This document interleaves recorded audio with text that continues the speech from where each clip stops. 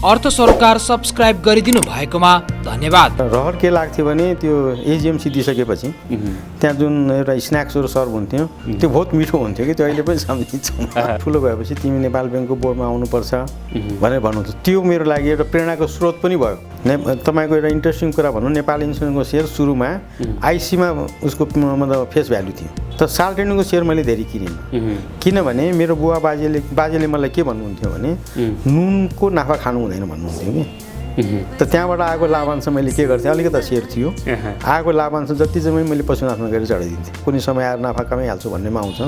म त्यस्तो किसिमको सेयर चाहिँ हामीले आइडेन्टिफाई गरेर त्यसमा लगानी गर्नु हुँदैन अनि नोक्सान हुँदैन। त्यो तपाईँ कम्पनीको नाम भन्नु, निमरोड भन्ने एउटा औषधि कम्पनी खोलेको थियो, हामीले पैसा लगानी गऱ्यो, डुबिहाल्यो थियो। त्यो मान्छे नि भागेर गयो, हाम्रो पैसा जम्मै डुब्यो। त्यस्तै सेती चुरोटमा हाम्रो पैसा डुब्यो, त्यसमा रिटर्न आएन। फ्युचर ग्रोथ भएकोमा चाहिँ नि त्यस्तो किसिम अलिकति पैसा बढी परिहाल्यो भने पनि लङ टर्ममा त्यसले नोक्सान दिँदैन। नेपाली एसबिआई ब्याङ्क मैले 2200 रुपियाँमा सेयर किनेको थिएँ, पछि झरेर 1400-1500 पनि भयो थियो। एकैचोटि इन्भेस्टमेन्ट ब्याङ्कमा पृथ्वी पाण्डेजी आउनुभयो, उहाँले एक किसिमको एकैचोटि हाइटमा लिएर जानुभयो ब्याङ्कलाई हो। त्यसपछि फेरि अहिले नबिल ब्याङ्क र एनआइसिआइसिआई ब्याङ्क चाहिँ एग्रेसिभली बाहिर आइरहेको छ। म स्ट्यान्डर्ड चार्टर्ड ब्याङ्कको बोर्डमा गइसकेपछि त्यहाँको चेयरम्यानले मैले त्यो फाइनेन्सियल्सहरूको बारेमा मैले आफ्नो एज ए बोर्ड मेम्बर मैले त्यसको इभ्यालुएट र रिभ्यू गर्न खोजेँ। चेयरम्यानले अब्जेक्ट गर्यो कि तपाईँको यहाँ आएर खालि तिम्रो बोर्ड मिटिङ फी लिन आएको होइन। त्यति एउटा इस्युमा मैले बोर्ड मिटिङ फी छोडिदिएँ। तेरो बोर्ड मिटिङ फी आज म लिँदैन, च्यारिटीमा पठाइदिएँ भने मैले त्यसको पैसा। हाम्रो इगो हो नि, एउटा विदेशीसँग त एउटा इगो त मेन्टेन गर्नु पर्ने। त्यो किसिमको स्पिडले एसबिआई ब्याङ्क अगाडि बढेको भए आज 2000 पनि फिजिबल हुन्थ्यो क्या तपाईँको। तर त्यो इन्डियाबाट आउने म्यानेजमेन्टले त्यो रुचाएन क्या तपाईँको। किन आफूले पनि बुद्धि लाउनुपर्छ, अर्काको बुद्धिको पछाडि भाग्नु हुँदैन। एउटा मेरो ठुलो सल्लाह के छ भन्नुहुन्छ भने अरूले के गर्यो भनेर उसको पछाडि लाग्नुभन्दा आफ्नो पनि बुद्धि लाउनु पऱ्यो कि। हाम्रो जिडिपी ग्रोथ एकको ओभरनाइट बढ्छ बढ्दैन, इन्भेस्टमेन्ट एकैचोटि ओभरनाइट आउँछ आउँदैन भनेपछि ओभरनाइट किन बढ्यो कुनै सेयर भन्दा। ब्याङ्क अफ काठमाडौँको मैले किनेको थिएँ 1400, 1500, 1300, 1400 रुपियाँमा दाम। त्यो लोनको ब्याजले गर्दाखेरि मलाई निद्रा परेन। सबैभन्दा अप्ठ्यारो सिचुएसन त्यहाँ पऱ्यो, मेरो लाइफमा परेको त्यही हो पहिला। अनि भएन कुन सेयर बेच्ने, जुन सेयर बेचे पनि सेयरको दामै छैन बजारमा। चुनौती कराता चट्टान फोड्नु छ, भरोसा कहरिया रेखा खोल्नु छ, समृद्ध जीवनको दरिलो भर छ, शेयर बजार सुन्दर छ, शेयर बजार सुन्दर छ, शेयर बजार सुन्दर छ। पुराना लगानीकर्ता निरञ्जन टिब्रेवाल 10 वर्षको हुँदा नै विभिन्न कम्पनीको साधारण सभामा जान्थे। साधारण सभामा उनी अन्तिमसम्म यस कारण पनि बस्थे कि साधारण सभापछि मिठो खाजा खान पाइन्थ्यो। तर मिठो खाजा खान पाइने रहरका बीच शेयर बजारमा नजानिदो पाराले डुबुल्की मारेका उनले शेयर बजारको यात्रामा 40 बढी वसन्त काटिसकेका छन्। उनी पुराना र खारिएका लगानीकर्ता त हुन् नै, नेपाल स्टक एक्सचेन्ज खुलेपछि पहिलो कारोबार गर्ने ऐतिहासिक साक्षी पनि हुन्। अनुभवले खारिएका टिब्रेवालको बजार अनुभव नयाँ पुस्ताका लागि एउटा प्रेरणादायी विगत त हो नै, नयाँ लगानीकर्ताका लागि सत्मार्ग दोहोर्याउने गुरु मन्त्र पनि हो।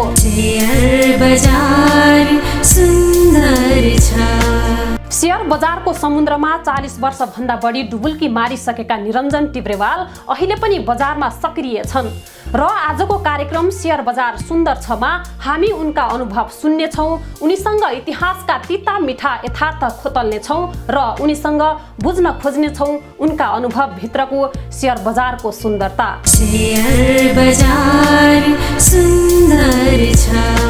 नमस्कार सुरजी, म यो तपाईँ मार्फत अहिलेको तिहारको मुखमा सबै लगानीकर्तालाई म शुभकामना पनि व्यक्त गर्न चाहन्छु र एउटा कुरा अरू पनि के भन्न चाहन्छु भने मेरो यो शेयर कर्पोरेट सेक्टरको मेरो आफ्नो स्टोरीमा सबै लगानीकर्ता र शेयरधनीहरूले समय समयमा मलाई जुन सद्भावना र सहयोग आत्मीय रूपले दिएको छ त्यसको लागि पनि म एकचोटि स्मरण गरेर उहाँहरूलाई धन्यवाद दिन चाहन्छु। हामीले बुझेको तथ्य वा हामीले बुझेको चिजबिज तपाईँका बारेमा चाहिँ तपाईँ लामो समयदेखि यो शेयर बजारमा हुनुहुन्छ वा भनौँ शेयर बजारमा नेपालको शेयर बजारमा भएका धेरै ऐतिहासिक घटनाका साक्षी पनि हुनुहुन्छ।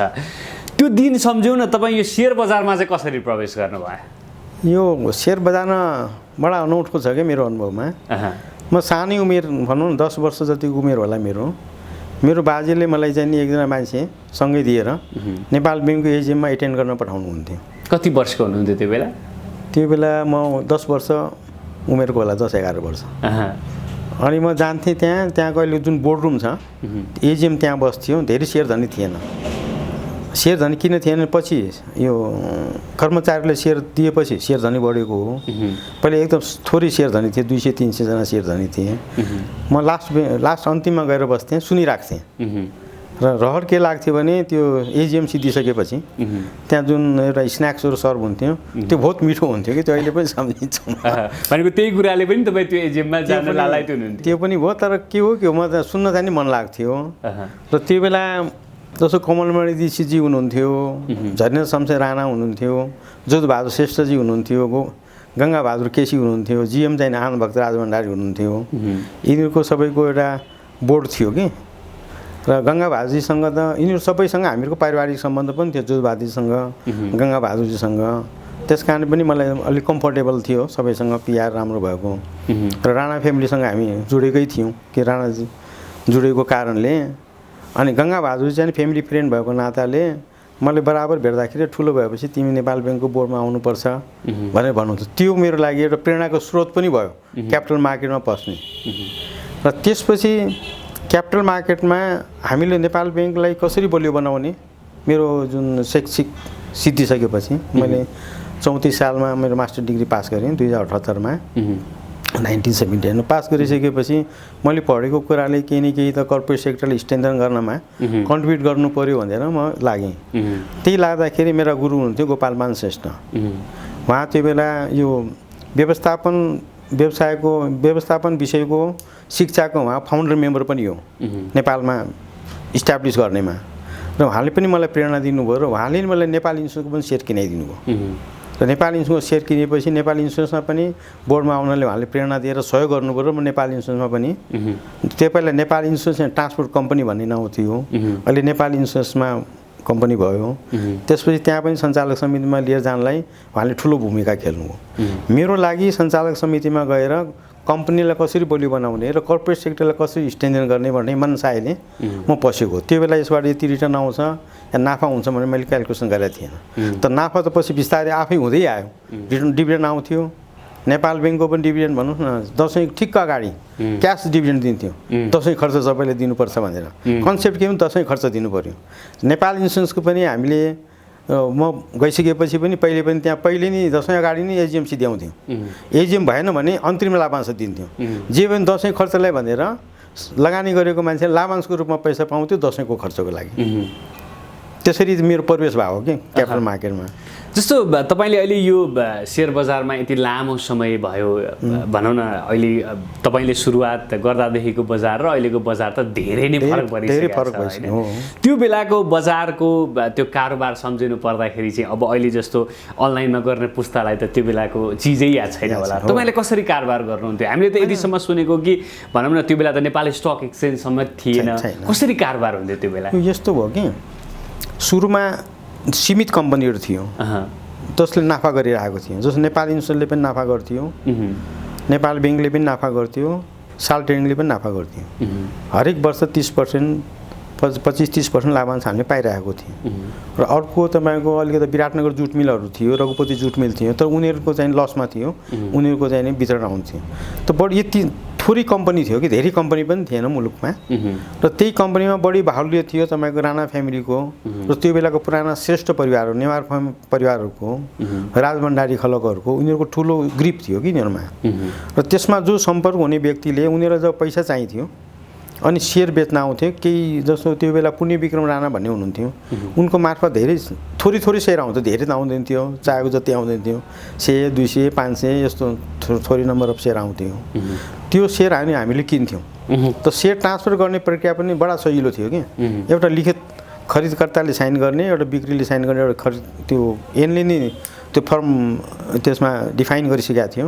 त्यो फर्म भरेर कभरिङ लेटर राखेर ओरिजिनल सेयर प्रमाणपत्र पेश गरेपछि बोर्डले पास गरेर सेयर ट्रान्सफर भइहाल्थ्यो। त्यत्तिकै क्रममा हामीले सेयर किन्थ्यौँ र चल्थ्यौँ। मैले गोपालमान सरले पनि नेपाल इन्सुरेन्सको सेयर उहाँको आएको थियो, उहाँले मलाई किनाइदिनु भएको थियो। तपाईँको एउटा इन्ट्रेस्टिङ कुरा भनौँ, नेपाल इन्सुरेन्सको सेयर सुरुमा आइसीमा उसको मतलब फेस भ्यालु थियो, आइसीमै कारोबार हुन्थ्यो सुरुमा आइसीमा। तर मैले आइसीमा कारोबार गरेँ होइन, त सुरुमा 10 रुपियाँ आइसी उसको फेस भ्यालु थियो। पछि उसलाई नेपाल मतलब यो मनी डिमोनिटाइज गर्नु पर्यो भन्ने जब हाम्रो नीति आयो राष्ट्र ब्याङ्कबाट, त्यसपछि 10 रुपियाँको सेयरलाई 16 रुपियाँ नेपालीमा कन्भर्ट गरे हो।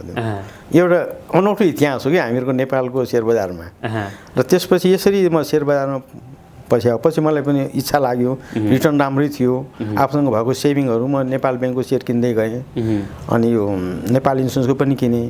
तर साल ट्रेडिङको सेयर मैले धेरै किनेन, किनभने मेरो बुवा बाजेले मलाई के भन्नुहुन्थ्यो भने नुनको नाफा खानु हुँदैन भन्नुहुन्थ्यो कि। त त्यहाँबाट आएको लाभांश मैले के गर्थेँ, अलिकति सेयर थियो, आएको लाभांश जति चाहिँ मैले पशुनाथमा गएर चढाइदिन्थेँ, हामी घरमा राख्दैन थियो। किन नुनको नाफा खानु हुँदैन भनेर, नुन र जङ्गलको काम गर्नु हुँदैन, त्यसको नाफा खानु हुँदैन।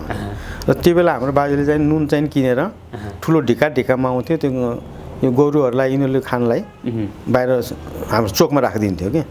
हाम्रो कन्सेप्ट त्यसमा नाफा नखाने क्षेत्रमा पर्थ्यो कि। भोलि आफ्नो घरमा आइहाल्दा कि पछि मलाई डर लाग्यो, भोलि मेरो आउने जेनेरेसनले त्यसको नाफा भोलि युज गर्दै लाग्यो भनेर पछि मैले साल ट्रेडिङको जम्मै सेयर बेच्दिएँ।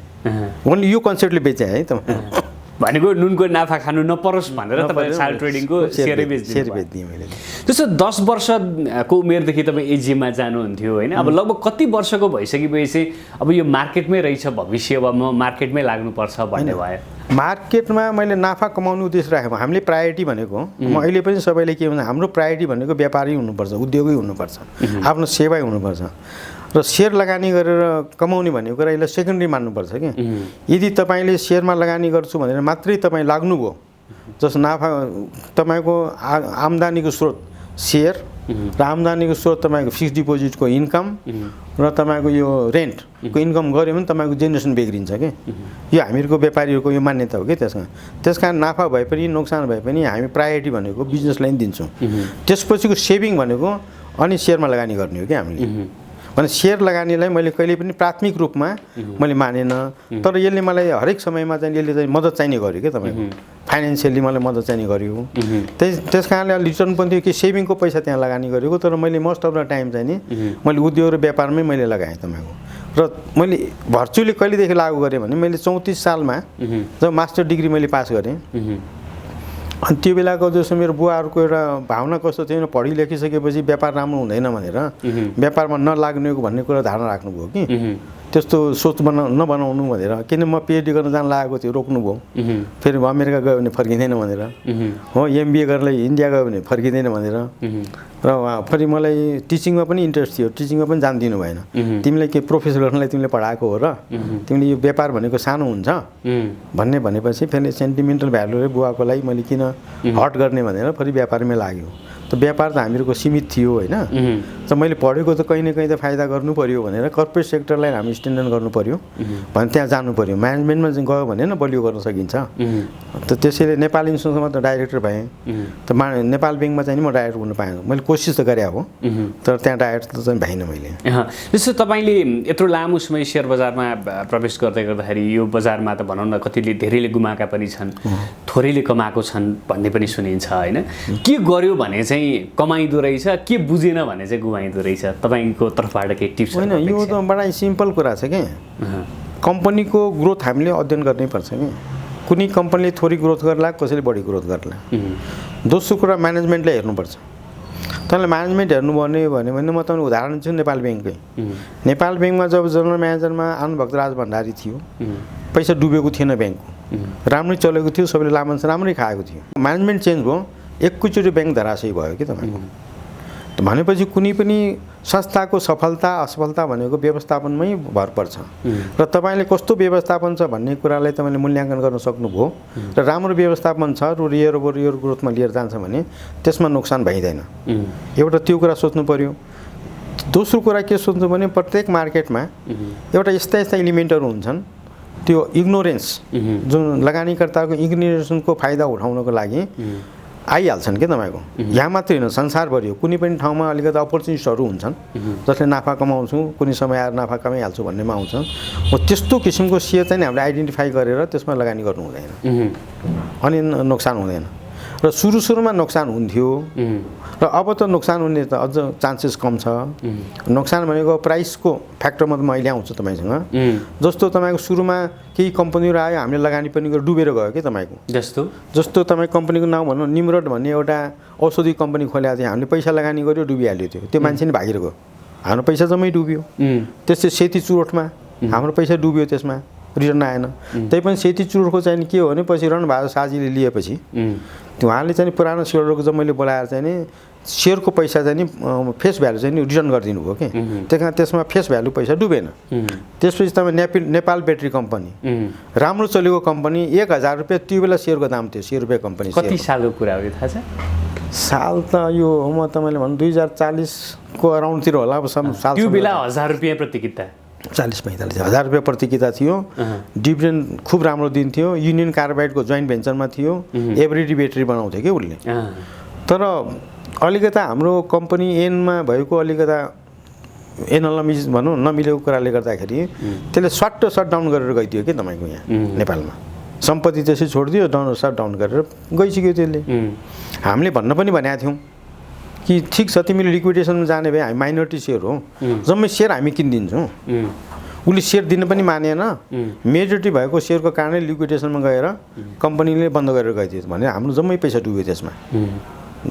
धेरैजनाको लगानी थियो, त्यसको पैसा डुब्यो। हेर्नुहोस्, त्यस्तै तपाईँको ज्योति स्पिनिङमा, स्पिनिङ मिलमा अरू धेरै कम्पनीहरूले धेरै पैसा नाफा गर्यो, तर ज्योति स्पिनिङले चाहिँ नि के हो, त्यहाँ हाम्रो भएको लगानी जम्मै डुब्यो। हेर्नुहोस्, त्यसपछि आयो गोरखकाली रबर उद्योग, त्यसमा पैसा डुब्यो तपाईँको। अहिले पनि छ त छ, तर त्यो बेला पैसै हाम्रो लगानी भएको एउटा पनि रिटर्न आएन। त्यसपछि अरुण वनस्पति उद्योग, वनस्पति उद्योगमा हेर्नुहोस् अहिले पनि तपाईँ लास्ट पनि तेल उद्योगले करोडौँ रुपियाँ कमाइरहेको छ हो, तर हामीले लगानी गरेको अरुण वनस्पति उद्योग चाहिँ डुब्यो। हेर्नुहोस्, अनि अर्को आयो निकन एयर। निकन एयर जब त्यसमा अनुप शमशेर राणाले लिड गरेको थियो एमडीको रूपमा, त्यो धेरै हाइटमा गयो कि तपाईँको। डिभिडेन्ड पनि तिर्यो, कम्पनीमा राम्रो ग्रोथ गयो। पछि उनीहरूको बोर्डमा डिस्प्युट भएर अनुप राणाले फालिदियो। अनुप राणाले फालिदिएपछि निकन एयर पनि बिस्तारै सुक्यो र त्यसमा पनि पैसा डुब्यो। यो सबैको फ्याक्टर के हो भन्नुहोस् न, व्यवस्थापन। कम्पनी चाहिँ जम्मै राम्रो हो नि, सेती सिगरेट कम्पनी राम्रो होइन भन्नुहोस्, आज आइटिसीले कति कमाउँछ, आज सूर्य टोब्याकोले कमाउँछ। त्यस्तै तपाईँको औषधि उद्योग निमरोड कति राम्रो छ भन्नुहोस् न, सबैले कमाइरहेको छ। ब्याट्री कम्पनी भन्नुहोस् न, तपाईँ भन्नै पर्दैन, नाफा भएको राम्रो कम्पनी। स्पिनिङ राम्रो, त्यसपछि तपाईँको अरुण वनस्पति उद्योग राम्रो, निकन एयरलाइन्स राम्रो तपाईँको। तर सबै डुब्यो किनभने व्यवस्थापनको कारणले। अहिले भइरहेका कम्पनीहरूमा पनि व्यवस्थापनमा खराबी आयो भने चाहिँ जुनसुकै बेला यस्तो दुर्घटना हुन सक्छ। तर हो, त्यो हुनसक्छ। तर अहिलेको कम्पनी र पहिलेको कम्पनीमा फरक के थियो भने अहिले रेगुलेटरी बडी अलि बलियो भइरहेको क्या तपाईँको। रेगुलेटरी बडी बलियो भएर आएको हुनाले अब व्यवस्थापन खराब हुने मान्छे त त्यहाँ एक्जिस्टै गर्न सक्दैन कि।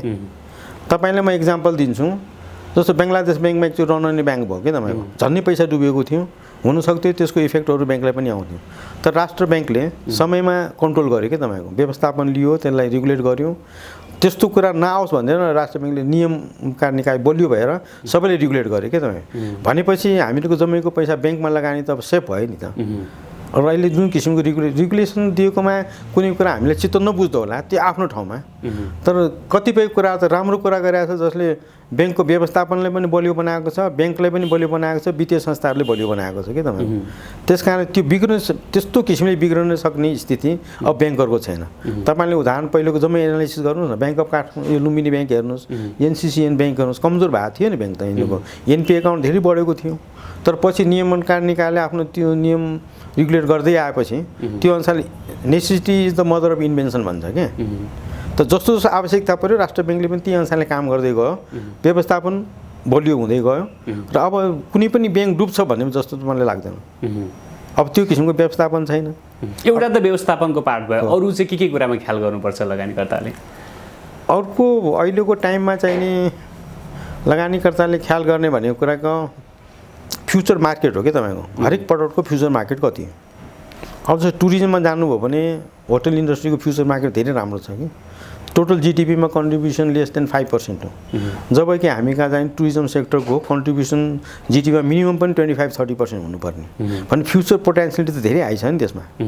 हो, त्यस्तो फ्युचर पोटेन्सियलिटी हाई भएकोलाई राम्रो व्यवस्थापन आयो र यसको त इन्टिग्रेटेड प्रोजेक्ट हो कि गभर्मेन्टले पनि पोलिसी वेमा पनि त्यो अनुसारले व्यवस्थापन गरिदिनु पर्यो टुरिज्म सेक्टर डेभलप गर्नलाई पनि इन्फ्रास्ट्रक्चर डेभलप गरिदिनु पर्यो यदि जम्मै कुरा भइदियो भने आज टुरिज्म सेक्टर कहाँ पुग्छ भन्ने कुरा तपाईँ हामीले अनुमानै गर्छ त्यसले गर्दाखेरि मात्रै हाम्रो पर क्यापिटा इन्कम 10,000 माथि पुग्छ नेपालको 10 लाख टुरिस्ट मात्रै धाइरहेको छ हामीले तपाईँको पटाया जानुहोस् न कति आउँछ त्यहाँ 4 करोड 5 करोड त्यहाँ मान्छे भिजिट गर्न आउँछ तपाईँ उसमा मलेसिया जानुहोस् न 4 करोड उनीको पपुलेसन भन्दा पनि मेनी टाइम्स मोर टुरिस्ट आउँछ टुरिस्ट इन्कमै यति छ क्या तपाईँको तर हामी कहाँ नेचुरल गिफ्ट भएर पनि त्यसको हामीले फाइदा लिन सकेको छैन अर्को अपर्च्युनिटी भनेको जस्तो भन्नुहोस् न अब कुनै पनि प्रडक्ट होला क्या तपाईँको जसको एक्सपोर्ट पोटेन्सियलिटी होला अब जस्तो सिमेन्ट फ्याक्ट्री आइरहेको छ आज तपाईँको 10,000 टन 15,000 टन 6,000 टनको भोलि ठुलो सिमेन्ट फ्याक्ट्री आउँदा इलेक्ट्रिसिटी हामीले आपूर्ति गरिसकेपछि कस्ट घट्ला त्यसको एक्सपोर्ट पोटेन्सियलिटी बढ्यो नि तपाईँको फ्युचर बढ्यो क्या तपाईँको जसको फ्युचर पोटेन्सियलिटी हाई हुन्छ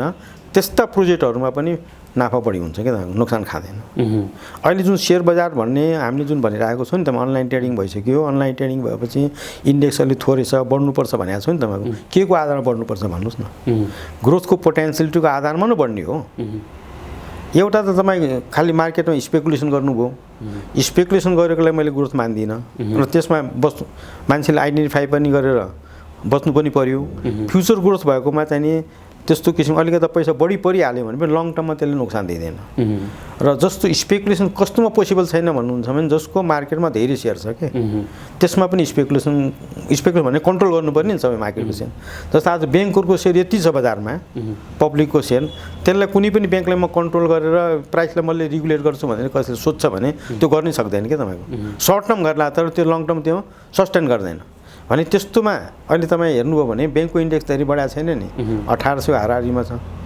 होइन तर पोटेन्सियल ग्रोथ त ब्याङ्कमा बढी छ नि त इयर ओभर इयर ग्रोथको हेर्ने भने त त्यसमा लगानी गऱ्यो भने कुनै बेला 400 कुनै प्राइसमा किन्नुभयो कुनै टाइममा घट्यो भने पनि तपाईँ त्यसलाई पेसेन्सले लिनुभयो भने त्यो जम्मै तपाईँको रिकभर हुन्छ यस्ता मैले पास मेरो एक्सपिरियन्सले पनि देखाएको छ कुनै बेला धेरै बढेकोमा मैले किनेको छु सेयरको दाम स्वाट्टै घट्यो ब्याङ्कको तर मैले राखेँ इन द लङ रनमा गएर सबैले मलाई प्रफिट दियो जस्तो एक दुईवटा त्यसमा उदाहरण नेपाली एसबिआई ब्याङ्क मैले 2200 रुपियाँमा सेयर किनेको थिएँ पछि झरेर 1400-1500 पनि भयो त्यो तपाईँले अब अहिले त म डकुमेन्ट भयो भने डकुमेन्ट पनि देखाउन सक्छु मसँग छ त्यो पेपर मैले रिजर्भ गरेर राखेको छु 2200 को 1500 गएदेखि त स्वाट्टै गयो नि यो करिब होला तपाईँको यो 2000 तिरको कुरा 2000 सन् भनेपछि 24-25 वर्ष अगाडिको कुरा एकको त्यही बेला 2200 सेयर किनेर 1400-1500 झरेपछि लस भएन तर जुन अहिले आएर मैले 500 मा बेच्यो भने पनि त्यो जम्मै प्रफिट रिकभर भएको छ किन बिचमा बोनस सेयर आयो डिभिडेन्ड आयो सबै पाइदिएछ नोक्सान परेन के मलाई नोक्सान परेन त्यस कारण जसको फ्युचर ग्रोथ राम्रो हुन्छ आखिर म्यानेजमेन्टमा तपाईँले राम्रोसित हेर्नुहोस् न सुरुदेखिको म्यानेजमेन्टमा रिफर्म भइरहेको छ कि अब र म्यानेजमेन्टले कुनै पनि गल्ती काम गरे पनि कन्ट्रोल पनि भइरहेको छ रेगुलेटरी बडीबाट चाहे इन्सुरेन्समा होस् चाहे ब्याङ्किङ सेक्टरमा होस् होइन हो तर के छ भने भोलि अहिले नाफा गर्छु भनेर आफूले सोचे जति नाफा नहोला रिटर्न पनि भोलि भनौँ हाम्रो ग्रोथ हामीले एक्सपेक्टेसन थियो यति ग्रोथ नहोला भोलि राम्रो म्यानेजमेन्ट अब शिखर इन्सुरेन्सको हेर्नुहोस् म्यानेजमेन्टले कहाँ लिएर गयो इन्सुरेन्स कम्पनीलाई हो अर्को इन्सुरेन्स कम्पनीले त्यो ग्रोथ त लिन सकेन त म्यानेजमेन्टले रोल त इम्पोर्टेन्ट खेल्छ नि त होइन एकैचोटि इन्भेस्टमेन्ट ब्याङ्कमा पृथ्वी पाण्डेजी आउनुभयो उहाँले एक किसिमको एकैचोटि हाइटमा लिएर जानुभयो ब्याङ्कलाई हो त्यसपछि फेरि अहिले नोबेल ब्याङ्क र एनआइसी एसिया ब्याङ्क यति एग्रेसिभली बाहिर आइरहेको छ भने कुनै म्यानेजमेन्टको उनीको स्ट्रेन्थले आउने हो कि उनीहरूले म्यानेजमेन्टले जसले राम्रोसित रिभाइभ गर्न सक्यो त्यसले नै ग्रोथ गर्ने हो अन्त फ्युचर ग्रोथ जसमा छ त्यसमा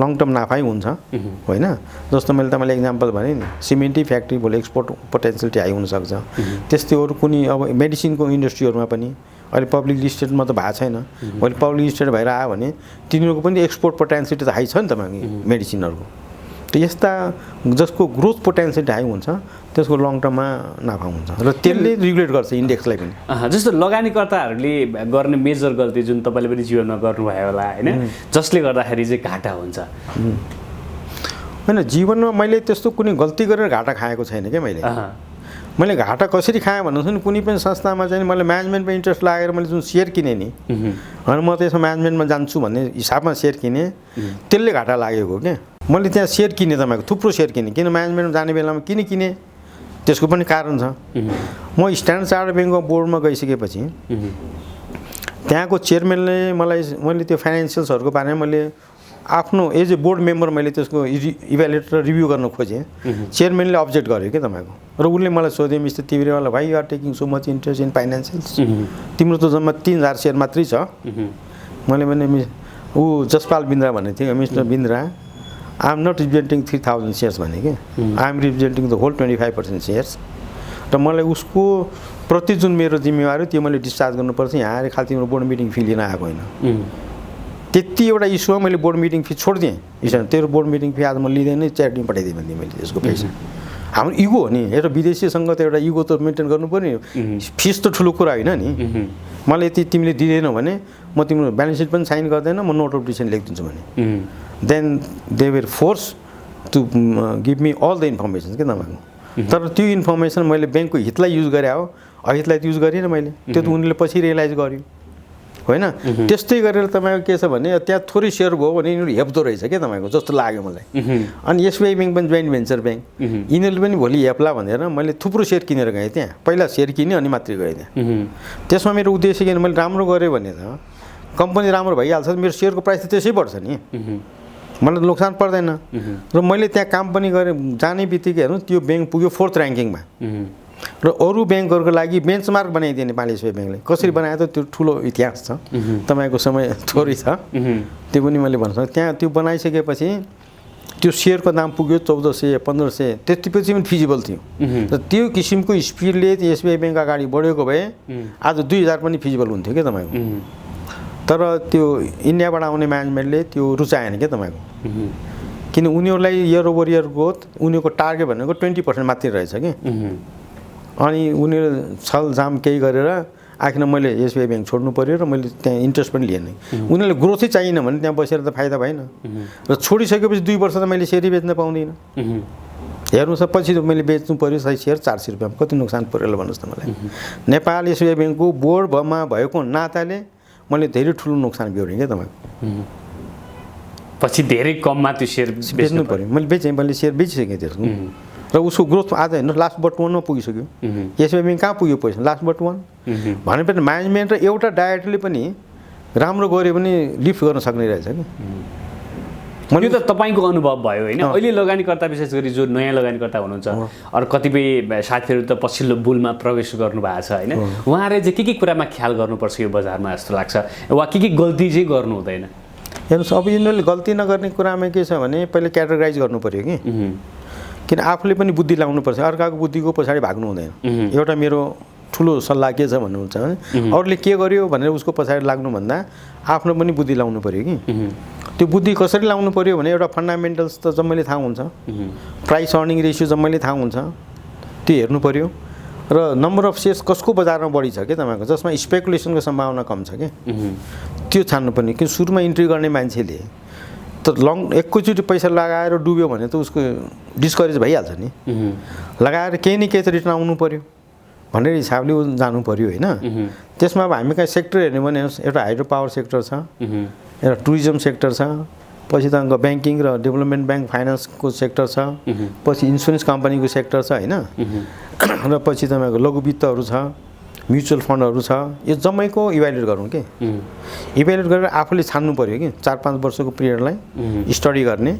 त्यसमा किन सबैमा लगानी गरेर अगाडि बढ्नु हुँदैन, जुन राम्रो ब्याङ्कमा के 2-4वटा छान्नुहोस्, म्युचुअल फन्डमा छान्नुहोस्, लघु वित्तमा सबैमा स्क्याटर गरेर छानेर उनीहरूको फन्डामेन्टल र फ्युचर ग्रोथलाई एसेस गरेर त्यसमा मलाई कति रिटर्न आउँछ, रिटर्नै नआउने संस्थामा अहिले सुरुमा किन लगानी गर्ने, जसमा 2% भए पनि मार्केट रेटमा 2% भए पनि 1% भए पनि आउँछ, केही त आउनु पऱ्यो भन्ने हिसाबले लगानी गर्नुहोस् भनेर चाहिँ नि म सल्लाह दिन्छु। त्यसबाट चाहिँ नि रिस्क हुँदैन। र कुनैको सेयरको दाम अचाक्ली बढाएको छ कि तपाईँको, जस्तो 200-300 चलिरहेको छ, एकचोटि 600-700-800 पुगेको छ भने त्यस्तोमा चाहिँ नि सतर्क भएर मात्रै लगानी गर्नुहोस् कि एकैचोटि कुनै जम्प गर्दैन नि तपाईँको। इकोनोमीमा कुनै कुरा डेभलप हुनलाई ओभरनाइट कुनै डेभलप हुन्छ हुँदैन। हाम्रो जिडिपी ग्रोथ ओभरनाइट बढ्छ बढ्दैन, इन्भेस्टमेन्ट एकैचोटि ओभरनाइट आउँछ आउँदैन। भनेपछि ओभरनाइट किन बढ्यो कुनै सेयरको दाम, त्यसको जस्टिफिकेसन त चाहियो नि भनेर त्यो कुराको चाहिँ नि अलिकता मार्क गरेर अध्ययन गरेर गर्नुभयो भने चाहिँ नि पैसा ढुक्ने। अलिकता त्यस्तोमा पनि थोरै सेयर 5% 10% लगानी गर्ने, नोक्सान पर्यो भने पनि भन्नुहोस् न आफ्नो टोटल पोर्टफोलियोमा केही इफेक्ट पर्दैन, त्यसरी लगानी गर्नुहोस् भन्नु चाहन्छु। त्यसो तपाईँको अनुभव अलिक बढी सुन्न चाहेका छौँ आज हामीले होइन। तपाईँको अनुभवमा वा यत्रो लामो समय तपाईँ नेपालको सेयर बजारमा लागिरहनु भयो, यो सेयर बजारले एकदम बढी पीडा दिएको वा एकदम बढी आनन्द दिएको दिनहरू सम्झिनु पर्यो भने चाहिँ कुन कुन घटना सम्झिनुहुन्छ? अब यो बडा तपाईँले कस्तो क्वेसन गरिदिनु भने न त मलाई पीडा एकैचोटि मात्रै दियो क्या तपाईँको। कुन बेला दियो भन्नुहोस् भने एक ताका तपाईँको ब्याङ्कहरूको ब्याज सट्टै घटाएको थियो कि 3%। मैले पनि ऋण लिएको थिएँ 3%मा। 3%मा पहिला ऋण त लिएँ। यो कति वर्ष अगाडिको कुरा हो? यो मेरो विचारले होला 2017 वर्ष जति अगाडिको कुरा हो। 2004-05 हो कि भनेपछि 16-17 वर्ष अगाडि होइन। यो म्यानेजमेन्ट लिएको थियो विदेशीले, राष्ट्रिय वाणिज्य ब्याङ्क पनि, नेपाल ब्याङ्क पनि। राष्ट्रिय वाणिज्य ब्याङ्कको त्यो हेन्डरसन भन्ने अग्लो मान्छे थियो कि म पनि चिन्दैन थिएँ। म एयरपोर्ट जाने बेलामा सँगै भेट भयो कि हामीसँग वेट गरेर आएको थियौँ, गफको सफ गर्न थालेँ। मेरो नाउँले त उसले चिन्थ्यो। उसले मलाई सोध्यो भाइ you are not taking interest loan from me भने क्या। त उसले के भन्यो भने म 3% ब्याजमा तिमीलाई पैसा दिन्छु भने। 3% भन्दा त धेरै थोरै हो नि। मलाई लोभ लाग्यो कि तपाईँको। मैले एकैचोटि 15 करोड कि 20 करोड रुपियाँ लोन लिएँ। 2 दिन मैले स्याङ्सन गरिदिएँ। सेयरको एगेन्स्टमा लोन लिएर त्यो बेला मैले आर्बिट्राज गरेँ। हेर्नुहोस् 3%मा लिएर 5% कि 6%मा फिक्स्ड डिपोजिट किनेँ क्या तपाईँको। भनेपछि भनौँ न 30-40 लाख रुपियाँ त मलाई कमाइ भयो। त्यो त सेफ कमाइ भयो नि तपाईँको। अर्को वर्ष अलि लोभ लाग्यो कि तपाईँको। सेयरमा त अलि बढी रिटर्न छ, सेयरमा लगानी गरौँ भनेर अनि सेयरमा लगानी गरेँ क्या तपाईँको। सेयरमा लगानी गर्दासम्म त ठिकै थियो र सुरुमा होला मैले 2-3%, 4% केही त प्रफिटमा अब मलाई सम्झना छैन। प्रफिट त गरेँ मैले, नगरे होइन। फेरि एकैचोटि जुन अहिले लिक्विडिटी टाइट भयो नि, त्यो बेला धेरै नराम्रो लिक्विडिटी टाइट भयो कि। लिक्विडिटी टाइट भएपछि के भन्नुहोस् न, एकैचोटि ब्याज बढाइदियो 18%। 3%बाट 18%, 3%, 5%, 7%, 18%। यो within very short period span of टाइममा 18% पुग्यो ब्याज। र त्यो बेला मेरो कति भन्नुहुन्छ भने करिब 10 करोड कि 12 करोड लोन आउटस्ट्यान्डिङ थियो कि। 2 करोड ब्याज तिर्नुपर्ने कुरा। 2 करोड ब्याज तिर्ने भनेको त ठुलो एमाउन्ट हो। It was big, really big amount. अप्ठ्यारो सिचुएसन भयो। र जहाँ लिक्विडिटी टाइट भएर यत्रो ब्याज बढ्यो, सेयरको दाम स्वाट्टै खस्यो कि तपाईँको। मेरो ब्याङ्क अफ काठमाडौँमा राम्रो स्टेक थियो।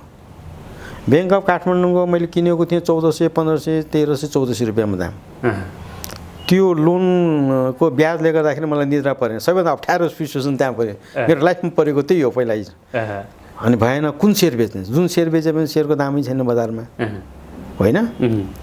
होइन अब त्यो बेच्छु भनेपछि मैले 10-12 करोडको सेयर ब्याङ्क अफ काठमाडौँको जम्मै बेच्ने 400-500 रुपियाँमा। लसै खाएर बेचे हो। लस खाएर बेच्यो भने पनि कमसेकम ऋण छैन भन्ने कुरा त उन्मुक्ति पाइयो नि त। मेरो राम्रो स्टेक थियो, जम्मै स्टेक मैले बेच्ने र लोन जम्मै क्लियर गर्ने वाणिज्य ब्याङ्कको।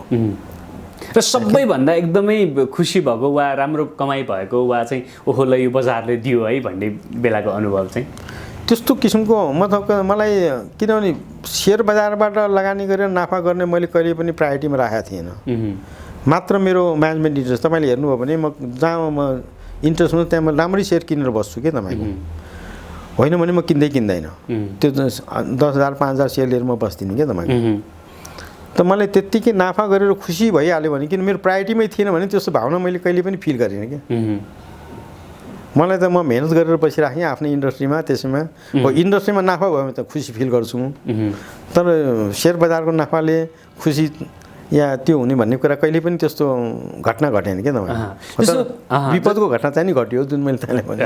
शेयर बजार सुन्दर छ। निरञ्जन टिब्रेवाल नेपाल इन्भेस्टमेन्ट बैङ्कको बोर्डमा पुग्दा नेपालको सेयर बजारमा पछिल्लो समय प्रवेश गरेका कतिपय लगानीकर्ता त जन्मेका पनि थिएनन् होला र त उनको अनुभव तपाईँ हाम्रा लागि पक्कै पनि मार्गदर्शक बन्नेछन्। कार्यक्रम सेयर बजार सुन्दर छ आजका लागि यति नै। कार्यक्रम कस्तो लाग्यो प्रतिक्रियाको अपेक्षा गर्छौं। कार्यक्रमका सम्पूर्ण युनिट सहित म रेखा चन्दलाई पनि बिदा दिनुहोस्। नमस्ते। चुनौती कराता चट्टान फोड्नु छ, भरोसा कहरिया रेखा कोर्नु छ, समृद्ध जीवनको दरिलो बजार सुन्दर